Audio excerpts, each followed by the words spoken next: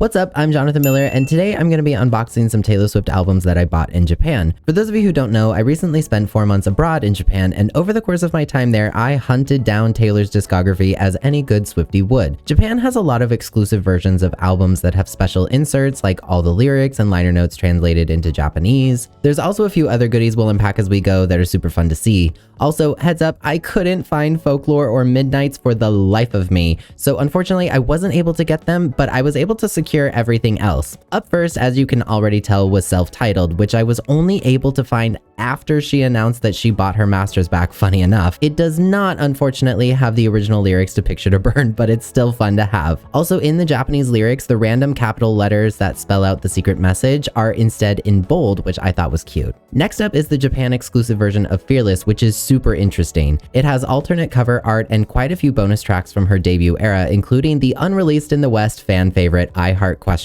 If you're not aware, Japan almost always has some type of exclusive bonus content on albums from Western artists because of import fees. It's cheaper to make and produce the albums domestically within Japan instead of importing them from the West, so the trade-off is Japan usually gets some type of exclusive bonus material that we don't usually see in the West. This can be DVD content, posters, anything really, but mostly it's gonna be bonus tracks. Fun fact, since Taylor was still rising in popularity at this time, they included some debut songs on Fearless in order to help cross-promote both records at the time. Anyway, that's why I was hunting so much, even if the bonus content is small on some of these records.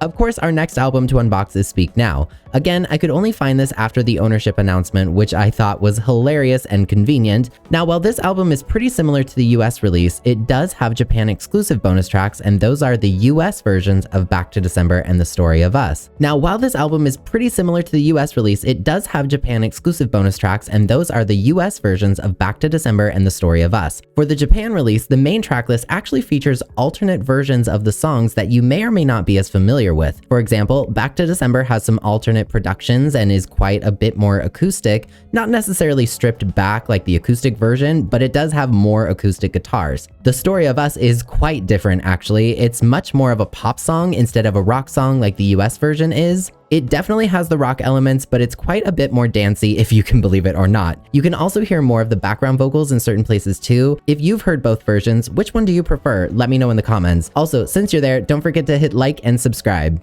Continuing with her third era, I managed to secure somehow the Speak Now World Tour live album as well, which I found on the bottom rack of a discount CD store in the bottom of a mall. This CD-DVD combo is super hard to find, at least it is here in the West, especially since CDs are getting harder and harder to buy in general. Japan is still the globe's highest consumer of physical music, so finding CD shops there is really easy. Anyway, this album does come with Japanese translations and a booklet with tour photos, but it also has the Speak Now tour on the DVD as well. There's some fun bonus content like cover songs and the making of the Mean music video, rehearsals from the tour. It's super cool. Now, a quick shout out to this video sponsor, DistroKid.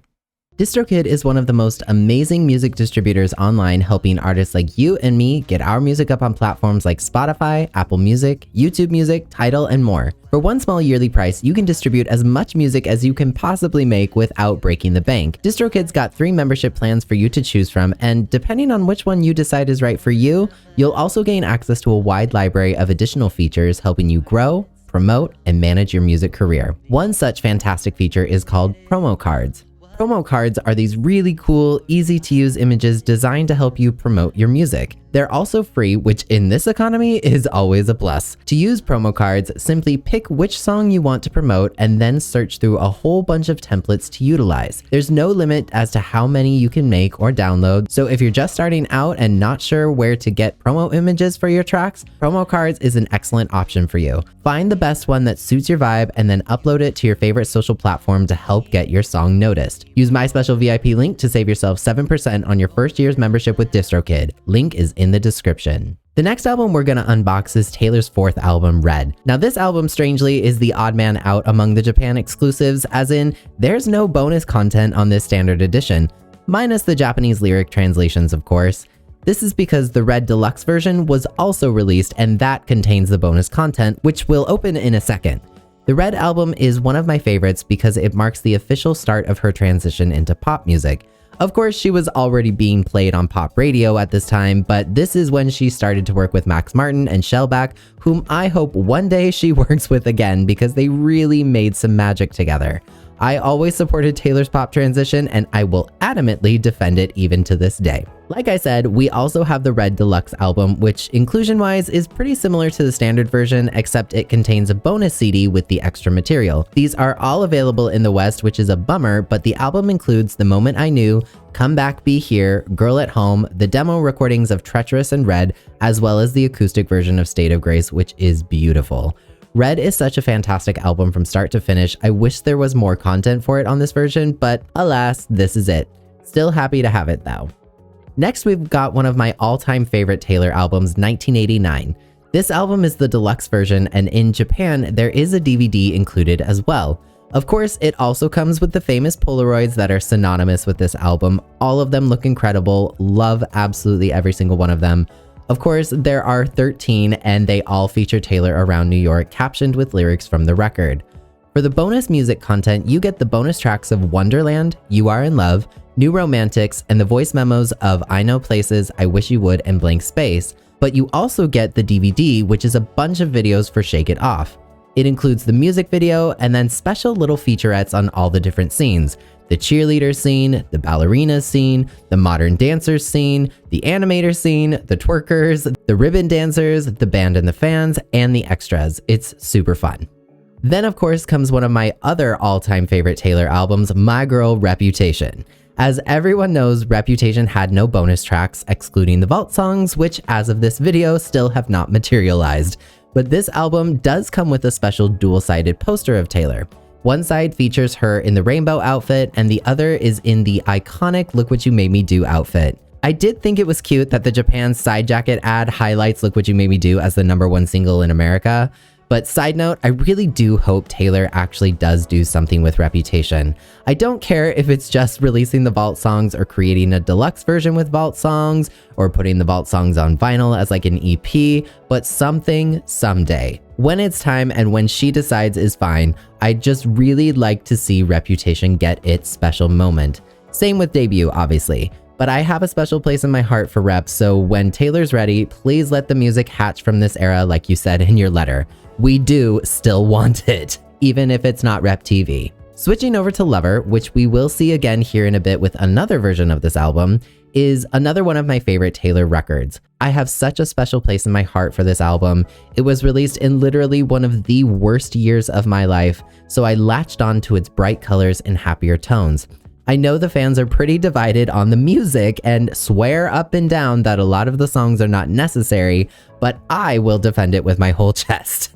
This album does have some exclusive tracks on it, which are the voice memos for I Forgot That You Existed and Lover. Like I said earlier, I tried and tried but couldn't find Folklore anywhere, so we have to skip over to its sister record, Evermore. But that's okay, because we love Evermore, and honestly, it was hard enough to find it, so I'm grateful. Folklore is represented though, because Evermore features a small little ad for the Folklore Long Pond studio sessions on Disney+. We were so close to giving Evermore its moment alone, but Big Sister always has to show up and make herself known.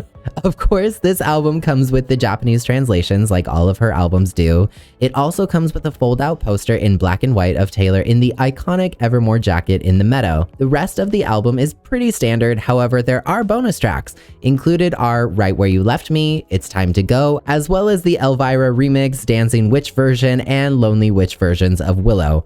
Oh, Taylor and her Willow remixes. So now we have the special versions of her albums that you can only get in Japan.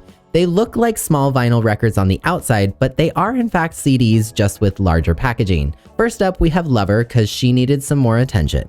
This album's booklet is much larger so you can see everything better. Even the Japanese lyrics and credits are in a larger document. This album comes with a DVD with extra content that we don't get on the standard edition. On it, you will find the music video for Me, as well as the lyric video and behind the scenes video. You will also get the music video and lyric video and behind the scenes content for You Need to Calm Down. Entering the Eras era, we have the first re-recorded album Fearless, Taylor's version. Now, the re-records all come with an exclusive guitar pick, which I absolutely love.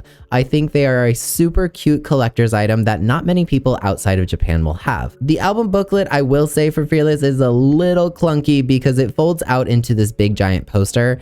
It's not bad, and I'll excuse it because this was the first re-record to be released, and they were obviously figuring some stuff out, because it does get fixed in the other 3. There are all the lyrics to every song and a whole bunch of Fearless tour photos that are fun to see.